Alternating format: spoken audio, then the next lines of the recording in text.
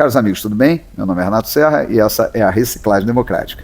E essa semana ainda está em recesso aí o parlamento, mas o poder nunca deixa de se mexer, muita coisa interessante aconteceu. Você que já é inscrito no canal, quero agradecer muito a você. Se possível, compartilhe esse vídeo, leve ao máximo de pessoas possível, ajude esse canal a crescer, tá bom? Dito isso, vamos aos principais assuntos da semana.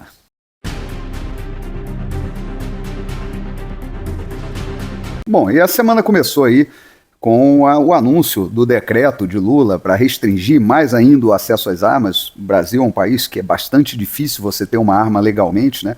Ilegalmente, não. Você vai em alguma comunidade dessa com dinheiro, uma pistola você consegue comprar. Você talvez não leve um fuzil, porque fuzil é coisa de facção, você tem que se alistar lá dentro do Estado paralelo e com certeza você recebe um fuzil. Mas se for uma pistola, você vai lá e compra com tranquilidade. Mas enfim, isso provocou uma reação aí dentro de uma ala do Congresso que está querendo fazer um decreto legislativo exatamente para assustar os efeitos desse decreto.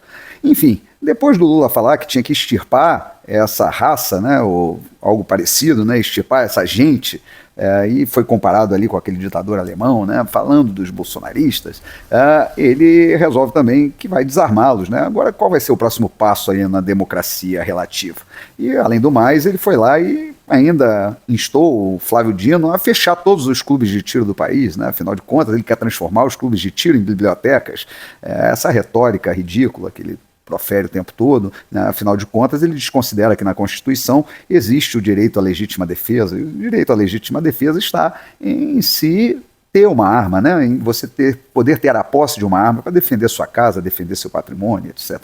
Bom, Flávio Dino, obviamente, foi lá e se manifestou e também complementou lá que liberdade é essa de praticar crime, a gente não pode permitir que CACs pratiquem crimes e tal, que seja uma fachada para o crime organizado e tal. Quer dizer, a pessoa tem lá para tirar ter a posse de uma arma, não é o porte, não é você portar uma arma, não, você ter a posse, ter uma arma em casa, você precisa, não pode ter antecedentes criminais, você tem que ser maior de 25 anos, você tem que comprovar uma série de coisas, fazer psicotécnico, fazer exame prático, quer dizer, tem que ter habilidade com o uso de arma, quer dizer, tanta exigência, é tão difícil, muita gente desiste de ter a posse da arma por causa disso daí, desse trâmite burocrático, enfim. Ele faz tudo isso, né, segundo o ministro, para depois entrar no crime, né, poder, sei lá, alugar essa arma ou vender essa arma, não faz o menor sentido a declaração do ministro. Enfim, mas a gente também não pode deixar de observar que muitas atividades, né, muitas empresas aí que parecem legítimas, elas servem sim de fachada para o crime. E pode ser que algum clube de tiro aí tenha essa fachada e no final ele use ali aquilo para fazer tráfico de armas. É óbvio que isso não é a regra, é a exceção, mas tem que ser investigado sim, e a polícia está aí para isso, tem que estar realmente, é um assunto que merece cuidado. E a gente sabe disso. Agora, da mesma forma, né, que você vê recentemente, teve aí no Morro Carioca uma entidade, uma ONG, que era exatamente para fazer um trabalho comunitário, que servia lá de paiol para criminoso e depósito de drogas, enfim. A gente sabe que qualquer atividade pode ser desvirtuada. E aí o presidente ganhou um elogio do ex-presidente, né, essa semana, que se trata ali de um analfabeto, de um jumento. E isso daí, para mim, é chumbo trocado, não dói, eles gostam de se ofender mutuamente e o Lula dá muito motivo para isso também.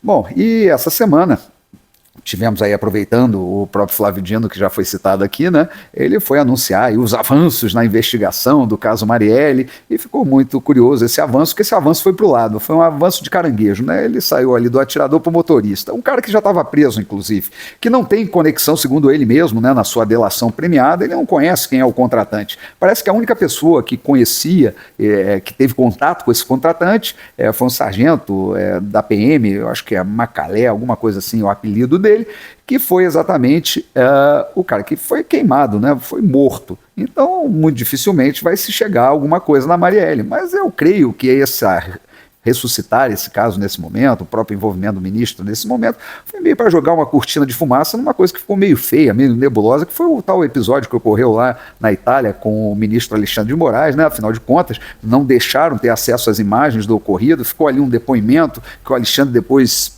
falou uma coisa lá quando fez a queixa, depois quando foi depor ele acrescentou mais coisas, quer dizer, o cara que envolvido nisso, seja lá como for, foi tratado fora, vamos dizer assim, do devido processo legal, fora das garantias, né, que são promovidas pelo Estado de Direito. Isso tudo, estamos aí vivendo a nossa democracia relativa, e essa democracia relativa, ela realmente é uma graça, né? Bom, essa semana também ficamos sabendo, é uma boa notícia, né, que o Brasil subiu um grau, né, de risco aí, do investimento, passou da categoria BB- para BB, isso segundo uma agência, a agência Fitch, que é essas análises de risco internacionais que vão exatamente dar crédito ao país, né, vão ranquear o Brasil no risco de crédito.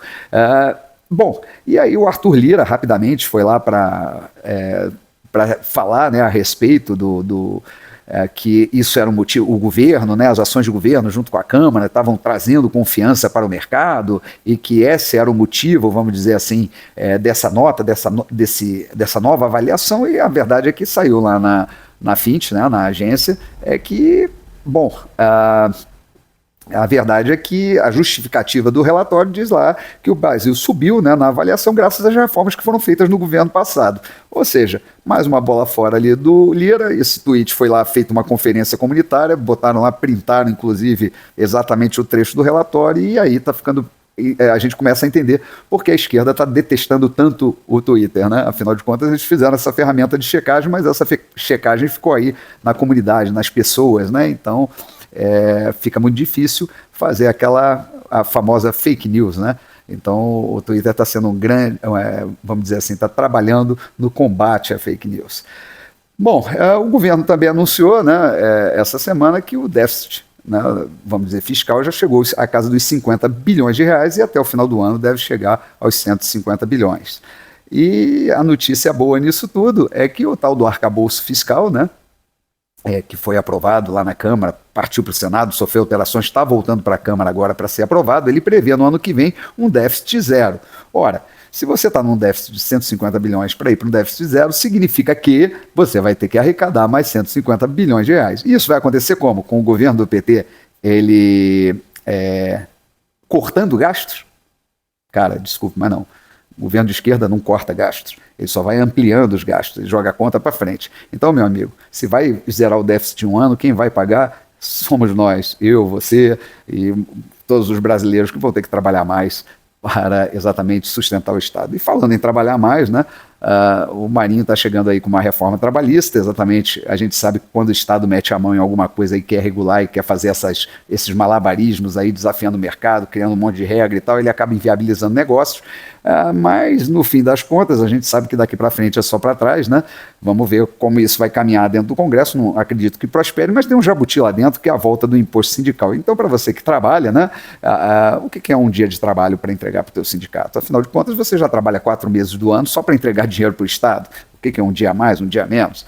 Enfim, essa a história da grande reforma trabalhista que está sendo apresentada aí.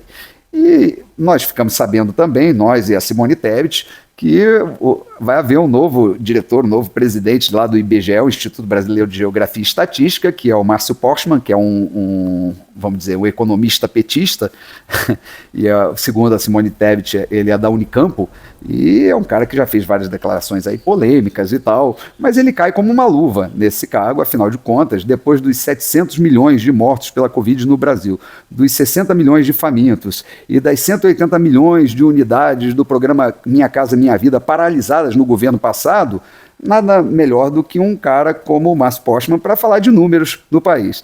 A verdade é que o governo do PT, ele quer botar o Brasil no seu devido lugar de destaque, ou seja, entre a Argentina e a Venezuela. E ficamos sabendo também essa semana que a Rede Globo, né, ela recebeu aí por parte da SECOM um total de verbas, né, que voltaram a ser verbas milionárias. Elas estavam meio secas ali no governo anterior, que cortou gastos de toda a ordem exatamente para poder fazer o país funcionar melhor. Bom, ela recebeu mais do que a soma de todas as outras emissoras juntas. Então mostra o porquê a Rede Globo é a assessoria de imprensa do poder. Depende de quem está pagando. E aí a gente lembra daquela frase do saudoso Juca Chaves, né? A imprensa é muito séria. Se você pagar bem, ela até diz a verdade. Então, o que acontece é que nesse meio tempo também a Jovem Pan declarou que recebeu 0 de verbas da Secom esse ano. Ou seja, uma empresa que tem uma audiência grande no país, são cerca de 18 milhões de ouvintes, é isso daí segundo estatísticas apuradas aí, ou levantamentos apurados pela própria, vamos dizer, os instrumentos de medição aí de audiência e tal, que deveriam estar recebendo verbas assim pela audiência que tem, estão sendo boicotadas, assim, dizendo exatamente nessa democracia relativa que não existe impessoalidade, né? As pessoas têm que, exatamente, se você apoia o governo, você recebe os benefícios, se você não apoia o governo, se você tem uma opinião divergente, você vai ser cassado e deve ser até extirpado, segundo o próprio presidente. Tivemos também a notícia que vem lá de fora, e isso eu quero encerrar meu vídeo com essa história, que vem lá de Israel, né? Está havendo uma reforma lá do judiciário. O governo entrou com um projeto de lei exatamente para reduzir os poderes, né, da Suprema Corte de lá, exatamente para dar limites assim, à interferência dessa Suprema Corte no governo, decisões monocráticas, etc., coisa que a gente bem conhece por aqui, né? Eu acho que os deputados que gostam muito de viajar, né, eles deveriam de alguma forma pegar aí fazer um turismo lá em Tel Aviv, ir no parlamento, descobrir como é que essa lei foi feita e, quem sabe, sugerir que ela seja feita aqui também. Afinal de contas, não é um fenômeno só do Brasil, é um fenômeno mundial, esse negócio aí dos tribunais, juízes estarem querendo governar sem voto, né? Tomando decisões que não são respaldadas pela democracia, usando aí do direito da minoria, né? Distorcendo o direito da minoria para impor pautas que não são a vontade da maioria, que é o que constitui de fato a democracia. Então, quem sabe isso possa servir de exemplo de alguma maneira para que a gente possa estar melhorando os nossos tribunais por aqui. Bom, era isso que eu tinha para falar para vocês. Um grande abraço e até a próxima.